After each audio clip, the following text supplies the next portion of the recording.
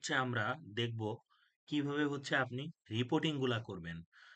আপনার দেখা যাচ্ছে যে ট্রানজ্যাকশন গুলা হয়ে গেল, গাড়ির সব ট্রানজ্যাকশন হয়ে গেলে আপনার রিপোর্ট দেখতে হইলে এখানে হচ্ছে প্রথমে মেনুতে যাবেন,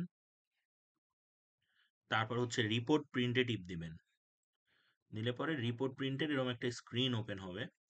তো স্ক্রিনটা যখন ওপেন হবে তখন হচ্ছে ধরেন আপনার একটা গাড়ি অনুযায়ী রিপোর্ট বের করবেন যে আমার একটা গাড়িতে কতটুক মাল গেল বা কয়টা মাল গেল, সেটা দেখার জন্য আপনার এখানে গাড়ির নাম্বার দিবেন। সে ধরেন একটা গাড়ির নাম্বার লিখে দিতে দিলাম আমি, দিয়ে যখন এভাবে সার্চ দিব, দিলে পরে আমার এরকম একটা ডেলিভারি ড্রাম ডেলিভারির একটা রিপোর্ট চলে আসবে। এই রিপোর্টে যেহেতু আমার এখানে কোনো এন্ট্রি দেওয়া নাই, যার জন্য হচ্ছে এখানে কোনো রিপোর্টের কোনো ডেটা শো করতেছে না।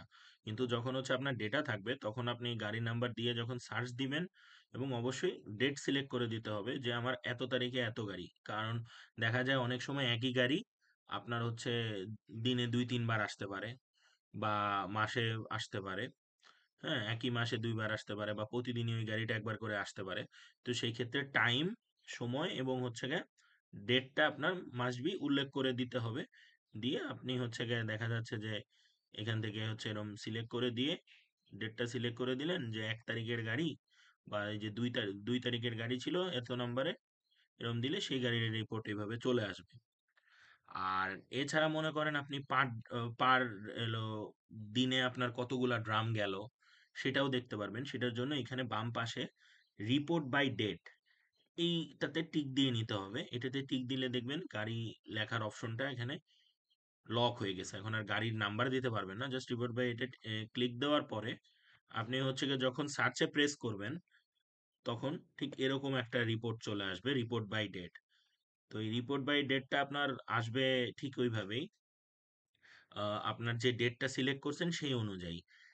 হ্যাঁ, এখানে যেহেতু আবারও কোনো আমার যেহেতু এন্ট্রি করা নাই যার জন্য কোনো ডাটা দেখাচ্ছে না।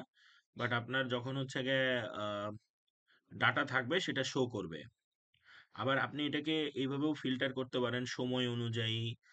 ফিল্টার করতে পারেন যে আমার এতটা সময় থেকে এত সময় কয়টা গেছিল, এত তারিখে এত তারিখে কয়টা গেছিল। আবার এখান থেকে আপনি এখানে আপনার যে কয়টা স্কেল আছে, যেমন ধরেন আপনার ১ নাম্বার স্কেল নিয়ে যখন সার্চ দিবেন, এই যে এখানে দেখেন ফিল্টার লেখা উঠতেছে। ১ নাম্বার স্কেল দিয়ে কয়টা মাল গেল, এরকম দুই নাম্বারটা সিলেক্ট করলে ২ নাম্বারটাতে কয়টা ড্রাম গেল, কোন ক্লায়েন্টের জন্য গেছিল, ভেহিকেল নাম্বার কত ছিল, এরকম পূর্ণাঙ্গ ডিটেল পাবেন। এবং এটা যখন আপনার এই রিপোর্টটা চলে আসবে, আসলে পরে আপনি এখানে দেখবেন এই যে প্রিন্টের অপশন আছে এখানে, এখান থেকে এভাবে প্রিন্টে টিপ দিলে আপনি এখান থেকে প্রিন্ট করতে পারবেন। এছাড়া এখানে এই যে রাইট ক্লিক দিয়ে, মাউসের রাইট ক্লিক দিয়ে দেখবেন এক্সপোর্ট অপশন আছে। এক্সপোর্ট অপশন দিয়ে আপনি এখানে ফাইলটাকে এক্সেলে নিতে পারবেন, পিডিএফ নিতে পারবেন, মাইক্রোসফট ওয়ার্ডেও নিতে পারবেন। সেম ভাবেই গাড়ির রিপোর্টও, আপনি যখন গাড়িরটা সার্চ দিলেন এরকম গাড়ির রিপোর্টটা আসলো, এটাকেও আপনি হচ্ছে এরকম এক্সপোর্ট টিপ দিয়ে এক্সেলে নিতে পারবেন, পিডিএফ এ নিতে পারবেন, ওয়ার্ডেও নিতে পারবেন।